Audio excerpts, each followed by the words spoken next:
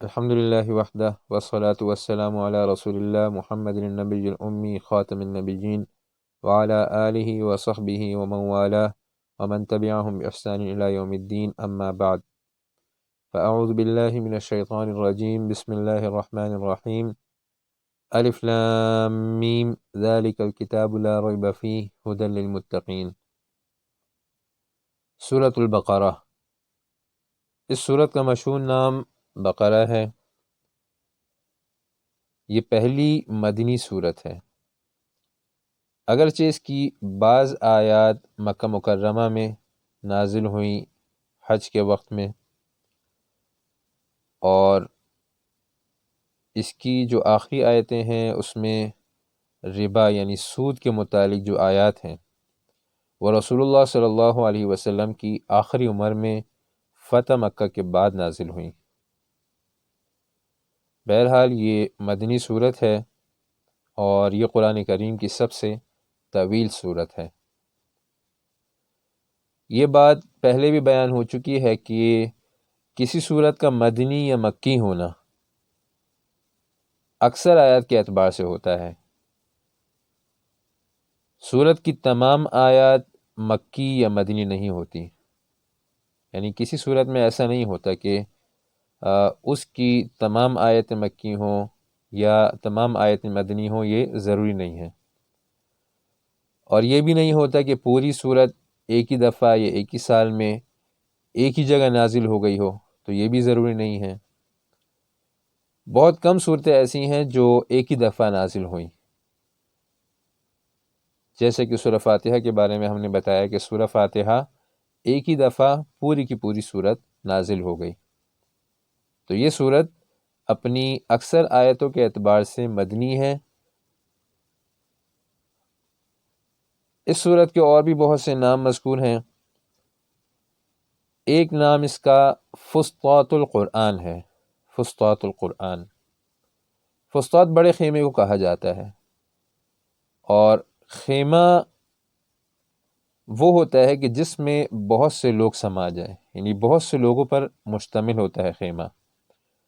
تو اس صورت کو اسی لیے فسطاط القرآن کہا جاتا ہے کہ اس میں بھی قرآن کریم کے بہت سے بڑے بڑے مضامین جمع ہیں، جیسے مختلف عقائد، اعمال، معاملات، احکام، سیاست شریعہ کے احکامات، جہاد کے مسائل، مثالیں، اور اسی طرح بنی اسرائیل کی تاریخ اور آداب وغیرہ. تو یہ بہت سارے بڑے بڑے مضامین قرآن کریم کے یہ ایک ہی صورت میں جمع ہیں. تو جس طرح خیمے کے اندر بہت سے مختلف لوگ جمع ہو جاتے ہیں اور خیمہ ان پر مشتمل ہوتا ہے، تو یہ صورت بھی اسی طرح قرآن کریم کے بڑے بڑے موضوعات پر مشتمل ہے. اس لیے اسے کہا جاتا ہے فسطاط القرآن. اس کا ایک نام سنام القرآن ہے. سنام کہتے ہیں کسی چیز کی بلند اور اعلیٰ جانب کو، جیسے کہ اونٹ کے کوہان کو عربی میں سنام کہا جاتا ہے. تو اسی طرح یہ صورت بھی اعلیٰ اور بلند ہے اپنے مضامین کے اعتبار سے دوسری صورتوں پر. تو اس لیے اسے کہا جاتا ہے سنام القرآن، اور یہ نام بھی حدیث میں مذکور ہے. حدیث میں اس کا ایک نام زہرا آیا ہے. زہرا، زہرا کہتے ہیں چمک کو. قیامت کے دن سورہ بقرہ اور سورہ آل عمران یہ اپنے پڑھنے والے کے لیے اس کے سر پر چمکیں گی، تو اس لیے انہیں کہا جاتا ہے زہرا. بہرحال اس کا مشہور نام بقرہ ہے، اور بقرہ عربی میں گائے کو کہتے ہیں. اور اس سورت کو سورہ بقرہ اس لیے کہا جاتا ہے کیونکہ اس میں یہود کے شرکی عقیدے کو ختم کرنے کے لیے بقرہ یعنی گائے کے ذبح کا واقعہ مذکور ہے، تو اس لیے اسے سورہ بقرہ کہا جاتا ہے. ایک وجہ اس کی یہ ہے کہ اس میں یہود کی قباحتوں کے بیان میں بچھڑے کی عبادت کا ذکر ہے کہ یہودیوں نے بچھڑے کی عبادت کی. تو یہ بچھڑا بھی بقرہ یعنی گائے کی جسم میں سے ہوتا ہے، اس لیے اس سورت کو کہا جاتا ہے سورہ بقرہ. اور یہ سورت اس میں گائے کے پجاریوں کے لیے خالص توحید کی طرف دعوت بھی ہے. گائے ایک ایسا جانور ہے کہ مختلف وقتوں میں اس کی مختلف قوموں نے عبادت کی ہے، جیسے ہندو بھی اس کی عبادت کرتے ہیں اور پچھلے زمانے میں بھی اس کی عبادت کی گئی، تو اس صورت میں اس پر بھی رد ہے۔ اس صورت کی فضیلت میں بہت سی احادیث بھی وارد ہوئی ہیں، جیسا کہ ان رسول اللہ صلی اللہ علیہ وسلم قال ان لکل شیء سناما، کہ ہر چیز کا ایک بلند جانب ہوتی ہے، وَإِنَّ سَنَامَ الْقُرْآنِ الْبَقَرَةُ، اور قرآن کی جو بلند جانب ہے یعنی اس کا کوہان ہے، البقرہ وہ سورہ بقرہ ہے، وَإِنَّ مَنْ قَرَأَهَا فِي بَيْتِهِ لَيْلَةً، جس شخص نے اپنے گھر میں یہ سورت رات میں پڑھی، لم يدخلہ الشیطان ثلاث لیال، تو اس گھر میں شیطان 3 رات تک نہیں داخل ہو سکتا۔ تو یہ اس میں شیطانی اثرات اور جنات کا علاج بھی ہے کہ اس صورت کی برکت سے شیطان یعنی جنات وغیرہ سرکش جنات وہ گھر میں داخل نہیں ہوتے، لیکن اس علاج کے لیے ایک شرط ہے کہ پھر اس صورت پر عمل بھی ہو، ایسا نہ ہو کہ عمل اس صورت کے خلاف اور صرف پڑھنے سے پھر یہ علاج نہیں ہو سکتا۔ اسی طرح مسلم کی روایت ہے، عن ابی امامۃ رضی اللہ عنہ قال سمعت رسول اللہ صلی اللہ علیہ وسلم یقول، ابو امامہ فرماتے ہیں کہ میں نے رسول اللہ کو سنا کہ آپ نے فرمایا اقرأ القرآن، قرآن پڑھا کرو، فإنہ شافع لأہل یوم القیامہ، کیونکہ یہ قرآن شفاعت کرنے والا ہے اپنے پڑھنے والوں کے لیے قیامت کے دن۔ پھر فرمایا اقرأ الزہراوین، زہراوین کو پڑھا کرو، یعنی 2 چمکنے والی سورتیں پڑھا کرو۔ وہ کون سی ہیں؟ البقرہ و آل عمران، کہ سورہ بقرہ اور آل عمران، اس کو زہرا رسول اللہ صلی اللہ علیہ وسلم فرمایا کہ ان کو پڑھا کرو۔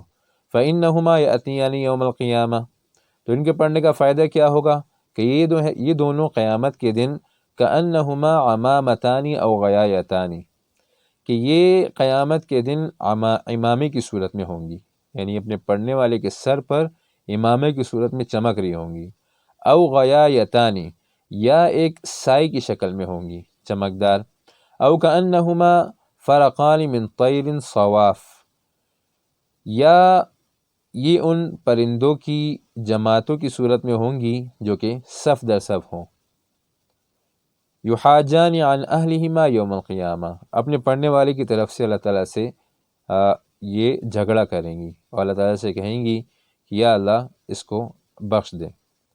ثم قال، پھر فرمایا اقرأ البقرہ، کہ بقرہ پڑھا کرو، فإن اخذها برکۃ، کیونکہ اس کا پڑھنا، اس کو لینا، اس پر عمل کرنا یہ برکت کا باعث ہے، وترکها حسرہ، اور اس کو چھوڑ دینا، اس پر عمل چھوڑ دینا، اس کو ترک کر دینا یہ حسرت کا باعث ہے، ندامت اور شرمندگی کا باعث ہے۔ ولا تستطيعوها البطلہ، اور طاقت نہیں رکھیں گے اس صورت کی البطلہ، جادوگر، بطلہ سے مراد یہاں پہ جادوگر ہے، یعنی جو شخص اس صورت کو پڑھے گا، اس پر عمل کرے گا تو اس کو یہ فائدہ ملے گا کہ جادو اس پر اثر نہیں کرے گا، تو اس میں جنات کا اور جادو کا علاج بھی ہے۔ ہم نے بتایا تھا کہ ہم ہر صورت کے شروع میں 4 باتیں ذکر کریں گے جو کہ صورت کو سمجھنے کے لیے ضروری ہوتی ہیں۔ ایک اس میں سے ربط ہے، دوسرا صورت کا دعویٰ اور موضوع، تیسرے نمبر پر صورت کا خلاصہ، اور چوتھے نمبر پر صورت کے امتیازات اور اس کی خصوصیات۔ تو سب سے پہلے ہم سورہ بقرہ کا ربط بیان کریں گے پچھلی صورت یعنی سورہ فاتحہ سے۔ تو یہ بہت عظیم صورت ہے، تو اس کے بہت سے ربط علماء نے بیان فرمائے ہیں۔ سورہ بقرہ کے سورہ فاتحہ سے ربط کی بہت سی وجوہات ہیں، یعنی ان دونوں کے درمیان بہت سی مناسبات ہیں۔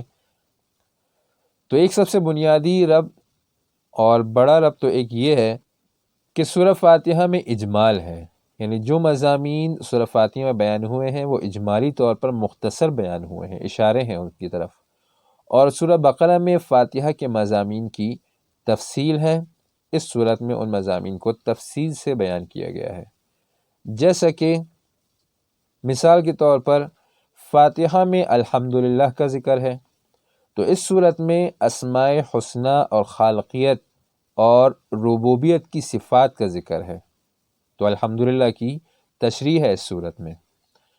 دوسرے نمبر پر فاتحہ میں رب العالمین کا ذکر ہے، تو اس صورت میں اس کی تفصیل ہے کہ اللہ تعالیٰ کی ربوبیت کا اثبات ہے اور اس کے لیے دلائل مذکور ہیں۔ تو سورہ فاتحہ میں صرف اشارہ تھا رب العالمین کی طرف، اور اس صورت میں اس کی تفصیل ہے دلائل کے ساتھ۔ سورہ فاتحہ میں الرحمن الرحیم کا ذکر ہے، تو اس صورت میں رحم کے آثار کا ذکر ہے خاص نعمتوں کے ذریعے، کہ اس میں ذکر ہے کہ اللہ تعالیٰ کی خاص نعمتوں کا ذکر ہے بنی اسرائیل پر۔ اسی طرح رحمان کے لیے عام نعمتوں کا ذکر ہے، تمام لوگوں پر، الناس کا ذکر آتا ہے، تو اس میں خاص نعمتوں کا بھی ذکر ہے بنی اسرائیل پر، تو یہ رحیم کی تشریح، اور عام نعمتوں کا ذکر ہے تمام لوگوں پر، تو یہ الرحمن کی تشریح۔ سورہ فاتحہ میں مالک کا ذکر ہے، مالک یوم الدین، تو اس صورت میں ملک کی تفصیل ہے 255 نمبر آیت میں، آیت الکرسی میں، اور اسی طرح 284 نمبر آیت میں للہ ما فی السماوات و ما فی الارض۔ تو سورہ فاتحہ میں صرف مالک کا ذکر ہے اور اس میں اس کی تفصیل ہے۔ سورہ فاتحہ میں ہے یوم الدین، بدلے کا دن، تو اس صورت میں تخویف اخروی کا ذکر ہے اور بشارت اخروی کا ذکر ہے بطور جزا، یعنی یوم الدین کہتے ہیں بدلے کے دن کو، تو وہاں صرف اس کا اجمالی ذکر تھا، اور یہاں پر بدلے کی تفصیل ہے کہ نیک لوگوں کے لیے اچھا بدلہ ہے اور برے گناہ گار لوگوں کے لیے، کافروں کے لیے تخفیفیں بیان کی گئی ہیں، تخفیف اخروی، تو ان کے لیے برا بدلہ ہے، تو اس کی تفصیل ہے۔ ایک لفظ یہ ہے کہ فاتحہ میں ذکر تھا ایاک نعبدو کا، تو اس صورت میں اس دعوے کے اس بات ہیں دلائل کے ساتھ، ایاک نعبدو ایک دعویٰ تھا، تو اس صورت میں اس کے دلائل ہیں اس بات کے ساتھ، جیسے کہ یعقوب علیہ السلام کی وصیت میں ہے، اور اسی طرح 21 نمبر آیت میں ہے یا ایھا الناس اعبدوا ربکم الذی خلقکم والذین من قبلکم لعلکم تتقون، اور پھر اس کے بعد اس کے دلائل ہیں۔ سورہ فاتحہ میں ایاک نستعین کا ذکر تھا، تو اس صورت میں اس کا ذکر ہے کہ انسان اللہ تعالیٰ کا محتاج ہے، کہ اللہ تعالیٰ نے اس کو پیدا کیا ہے اور تربیت میں اللہ تعالیٰ کا محتاج ہے۔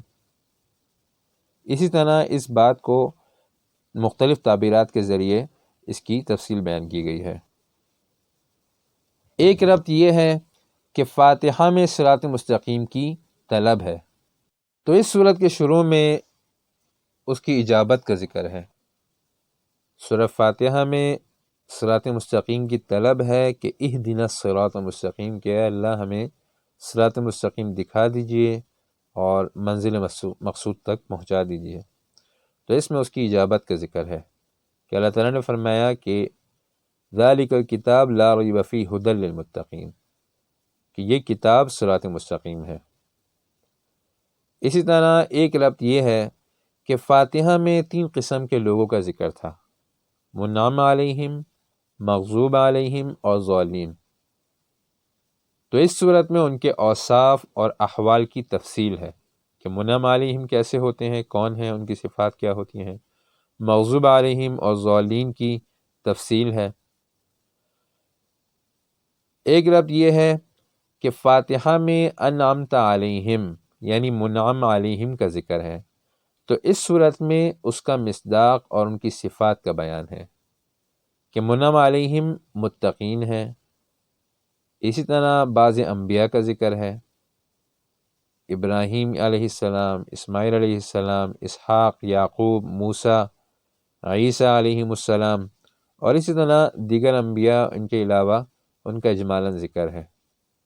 اسی طرح منعم علیہم کی تفصیل میں بعض نیک صالحین کا ذکر ہے، جیسا کہ طالوت اور ان کے مجاہدین ساتھیوں کا ذکر ہے، تو ایک ربط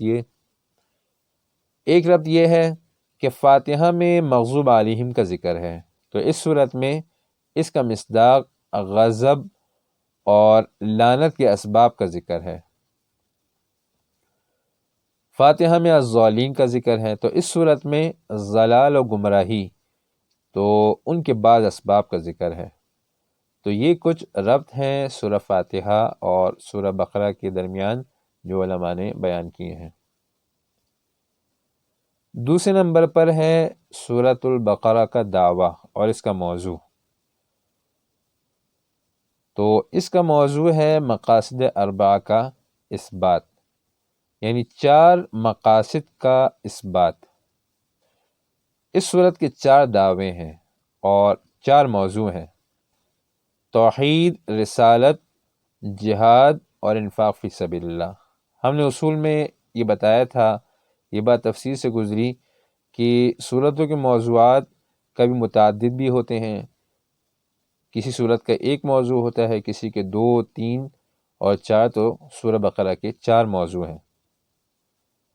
پھر ان 4 مقاصد میں سے 2 مقاصد اصلیہ میں سے ہیں اور 2 غیر اصلیہ میں سے، یعنی توحید اور رسالت مقاصد اصلیہ ہیں جنہیں ثوابق بھی کہا جاتا ہے، اور جہاد اور انفاق فی سبیل اللہ یہ مقاصد غیر اصلیہ ہیں جنہیں لواحق بھی کہا جاتا ہے۔ اصول میں ہماری یہ بات تفصیل سے گزر گئی۔ اصول کی بحث میں ہم نے بتایا تھا کہ یہاں بہت سی اصطلاحات اور اصول ہم بیان کریں گے، تو اصول کا فائدہ ہم نے اصل یہی بیان کیا تھا کہ ان اصول کے ذریعے قرآن کریم کو سمجھنا آسان ہو جاتا ہے، تو اصول کا یہ فائدہ تھا۔ تو اصول میں ہم نے یہ بات بیان کی تھی کہ قرآن کریم کے بنیادی موضوعات 6 ہیں اور بعض علماء کے نزدیک 8 موضوعات ہیں، اور ان 8 میں سے 4 قرآن کریم کے مقاصد اصلیہ ہیں جنہیں ثوابق بھی کہا جاتا ہے: توحید، رسالت، صدق الکتاب اور ایمان بالآخرت، اور 4 جو ہیں وہ غیر اصلیہ ہیں جنہیں ممدات بھی کہا جاتا ہے اور لواحق بھی کہا جاتا ہے: جہاد، انفاق فی سبیل اللہ، تنظیم اور آداب۔ تو یہاں پر سورہ بقرہ کے 4 موضوعات ہیں، ان میں سے 2 اصلیہ ہیں، توحید و رسالت، اور 2 غیر اصلیہ ہیں، یعنی جہاد اور انفاق فی سبیل اللہ۔ پھر بعض علماء اور بعض اساتذہ ان کا یہ کہنا ہے کہ اس کا ایک دعویٰ ہے، وہ اس کا ایک دعویٰ ذکر کرتے ہیں: توحید ربوبیت اور توحید الوہیت کا اثبات 10 طرق سے۔ تو وہ یہ اس کا ایک دعویٰ ذکر کرتے ہیں، یعنی توحید ربوبیت اور توحید الوہیت کا اثبات 10 طرق سے۔ وہ 10 طرق کون سے ہیں؟ نمبر 1، توحید کا ذکر 4 تعبیرات سے: توحید عبوبیت اور توحید ربوبیت کے ذریعے، آیت نمبر 21 میں، توحید تشریع و تحلیل و تحریم کے ذریعے، آیت نمبر 63 میں، اسی طرح توحید اسماء و صفات اور شفاعت قہریہ یعنی شفاعت شرکیہ پر رد کے ذریعے، آیت نمبر 255 میں، اور توحید فی التصرف اور توحید فی العلم، آیت نمبر 284 میں۔ تو یہ 4 تعبیرات ہیں توحید کے ذکر کی۔ دوسرے نمبر پر توحید ربوبیت و الوہیت کا اثبات 25 عقلی دلائل کے ذریعے، یعنی سورہ بقرہ میں 25 عقلی دلائل ذکر کیے گئے ہیں توحید کے اثبات کے لیے۔ نمبر 3، نقلی دلائل کے ذریعے، جیسا کہ ابراہیم علیہ السلام اور یعقوب علیہ السلام کا ذکر ہے، تو یہ نقلی دلیل ہیں توحید کے اثبات کے لیے۔ نمبر 4، شرک کی تمام اقسام پر رد کے ذریعے توحید کا اثبات۔ تو اس صورت میں شرک کی تمام اقسام پر رد ہے توحید کے اثبات کے لیے۔ اسی طرح 5 نمبر پر صداقت رسول کے ذریعے توحید کا اثبات۔ 6 نمبر پر اثبات توحید بنی اسرائیل پر توحید کے عقیدے کی وجہ سے خاص نعمتوں کا ذکر، اور اس کے ذریعے اثبات توحید، یعنی جب انہوں نے توحید کو مانا تو ان پر اللہ تعالیٰ نے اپنی خصوصی نعمتیں فرمائیں۔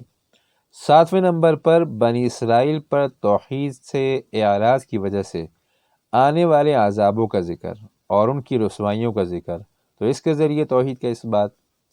8ویں نمبر پر توحید کی نشر و اشاعت اور اس کے غلبے کے لیے قتال فی سبیل اللہ کا ذکر اور اس کے ذریعے اس بات توحید۔ 9ویں نمبر پر توحید کی اشاعت کے لیے ترغیب الی الانفاق فی سبیل اللہ، یعنی انفاق فی سبیل اللہ، اللہ تعالیٰ کے راستے میں خرچ کرنے کی ترغیب، اس کے ذریعے توحید کا اس بات۔ 10ویں نمبر پر اللہ تعالیٰ کے 26 اسماء حسنہ کے ذکر کے ذریعے توحید کا اس بات۔ تو اس صورت میں اللہ تعالیٰ کے 26 اسماء حسنہ ذکر ہیں، حذف کر کے تکرار کو، یعنی تکرار مکررات جو ہیں اس کو حذف کرنے کے بعد 26 اسماء حسنہ ذکر ہیں توحید کے اس بات کے لیے۔ تو یہ 10 طرق ہیں توحید الوہیت اور توحید ربوبیت کے اس بات کے لیے۔ تو بعض علماء اور اساتذہ فرماتے ہیں کہ یہ اس کا دعویٰ ہے۔ بہرحال یہ 2 قسم کے دعوے ہیں۔ ایک علماء کا قول یہ ہے کہ اس کے 4 موضوعات ہیں، اور دوسرا قول یہ ہے کہ ایک موضوع ہے توحید کا اس بات 10 طرق سے۔ تیسرے نمبر پر ہے خلاصہ، اس صورت کا خلاصہ۔ تو 2 قسم کے خلاصے ہیں، ایک ہے اجمالی خلاصہ، مختصر خلاصہ۔ تو آیت نمبر 20 تک قرآن کریم کی طرف دعوت ہے اور اس کی مخالفت کرنے والوں پر اس کے اثرات، یعنی ان کی سزا اور عقاب کا ذکر ہے۔ دوسرے نمبر پر آیت نمبر 29 تک قرآن کی دعوت ہے دلائل کے ساتھ، اور اس سے اعراض کرنے والوں کے لیے تخفیف ہے اور ماننے والوں کے لیے بشارت کا ذکر ہے۔ پھر اس کے بعد آیت نمبر 39 تک قرآن کے مقصد کو جاری کرنے کے لیے خلافت کی ضرورت کا ذکر ہے۔ وَإِذْ قَالَ رَبُّكَ لِلْمَلَائِكَةِ إِنِّي جَاعِلٌ فِي الْأَرْضِ خَلِيفَةً، اور اس میں پھر خلیفہ کی صفت یعنی علم کا ذکر ہے۔ آدم علیہ السلام کو اللہ تعالیٰ نے علم عطا فرمایا، اور خلیفہ کے حق کا ذکر ہے، یعنی ملائکہ کو اللہ تعالیٰ نے حکم دیا کہ آدم علیہ السلام کو سجدہ کریں۔ اس کے بعد آیت نمبر 46 تک بنی اسرائیل کا ذکر ہے کہ سب سے پہلے زمین کا استخلاف انہیں دیا گیا تھا، یعنی سب سے پہلے انہیں خلیفہ بنایا گیا تھا۔ داؤد علیہ السلام کے دور میں اس کی ابتدا ہوئی اور سلیمان علیہ السلام کے دور میں اس کی تکمیل ہوئی، اور پھر اس کے ساتھ ان اسباب کا ذکر ہے کہ جو خلافت کی بقا کے لیے ضروری ہیں، یعنی اللہ تعالیٰ کے اوامر اور نواہی کی تابعداری۔ پھر اس کے بعد 62 نمبر تک بنی اسرائیل کے ساتھ اللہ تعالیٰ کی نصرت کا ذکر ہے کہ اللہ تعالیٰ نے ان پر 8 قسم کی خاص نعمتیں فرمائیں، یعنی جب اللہ تعالیٰ کے اوامر کی پابندی کی جاتی ہے تو اللہ تعالیٰ کی نصرت اور نعمتیں حاصل ہوتی ہیں۔ تو ان آیتوں میں اس بات کا ذکر ہے۔ آیت نمبر 152 تک خلافت کے انتقال کے اسباب، یعنی بنی اسرائیل کی قباحتوں اور ابراہیم علیہ السلام کی دعا کا ذکر ہے۔ یہ دونوں چیزیں، یعنی بنی اسرائیل کی قباحتیں اور ابراہیم علیہ السلام کی دعا، یہ خلافت کے انتقال کا سبب بنی، یعنی بنی اسرائیل سے خلافت لے لی گئی اور محمد صلی اللہ علیہ وسلم اور آپ کی امت کی طرف یہ خلافت منتقل کر دی گئی ابراہیم علیہ السلام کی دعا کی وجہ سے اور بنی اسرائیل کی قباحتوں کی وجہ سے۔ تو اس میں اس بات کا ذکر ہے کہ خلافت کے انتقال کے اسباب۔ 176 نمبر آیت تک مومنین کے لیے آداب کی تعلیم ہے اور غیر شرعی امور میں اپنے آبا و اجداد کی تابعداری سے منع کیا گیا ہے۔ 253 نمبر آیت تک نظام خلافت کا تفصیلی ذکر ہے، اور اس میں پھر تہذیب نفوس کا ذکر ہے، جان و مال کی حفاظت کے لیے سیاسی احکام کا اجرا اس کا ذکر ہے، خلافت کا فریضہ یعنی قتال فی سبیل اللہ کے اجرا اس کا ذکر ہے، اور پھر اس کے بعد گھر اور خاندان کی حفاظت کے لیے امور اور احکام بیان کیے گئے ہیں۔ پھر اس کے بعد آخر تک خلافت کی بقا اور اس کے استحکام کے لیے انفاق فی سبیل اللہ کا ذکر ہے، اور اس میں پھر سودی لین دین سے منع کیا گیا ہے اور اس کے احکامات ہیں، اور ان اسباب سے منع کیا گیا ہے جو کہ تجارت میں تنازع کا سبب بنتے ہیں، جیسے کہ حکم ہے کہ جب تجارتی معاملہ کرو تو اسے لکھ لو، اس پر گواہ بنا لو، تو ان احکامات کا ذکر ہے۔ پھر سورت کا اختتام ہوتا ہے دعا کے ذریعے۔ تو یہ تھا اجمالی خلاصہ سورۃ البقرہ کا۔ پھر اس کے بعد ہے تفصیلی خلاصہ۔ تو سورت کے کل 4 حصے ہیں، جیسے کہ 4 موضوع ہیں تو 4 حصے ہیں۔ پھر ہر حصے میں سورت کا ایک دعویٰ، ایک موضوع بیان ہوا ہے۔ پہلے حصے میں توحید کا بیان ہے، دوسرے حصے میں رسالت کا، تیسرے میں جہاد، اور چوتھے میں انفاق فی سبیل اللہ کا۔ پہلا حصہ 96 نمبر آیت تک ہے، دوسرا حصہ 176 نمبر آیت تک ہے، اس میں اثبات رسالت ہے۔ تیسرا حصہ 253 نمبر آیت تک ہے، اور اس میں جہاد فی سبیل اللہ کا ذکر ہے، اور چوتھا حصہ آخر تک اس میں انفاق فی سبیل اللہ کا ذکر ہے۔ پھر ہر حصے میں 4 باب ہیں، تو ہر باب کا خلاصہ جو ہے اور اس کی تشریح ہر باب کے شروع میں بیان کی جائے گی۔ تو یہ ہے اس کا تفصیلی خلاصہ جو کہ ہم ہر باب کے شروع میں بیان کیا کریں گے اس صورت میں۔ تو یہ ہوا سورہ بقرہ کا مختصر تعارف، سورہ بقرہ کے نام، اس کا ربط، دعویٰ، موضوع، اجمالی خلاصہ اور پھر تفصیلی خلاصہ۔ تو آج کا درس یہیں تک۔ سبحانک اللہم و بحمدک، نشہد ان لا الہ الا انت، نستغفرک و نتوب الیک۔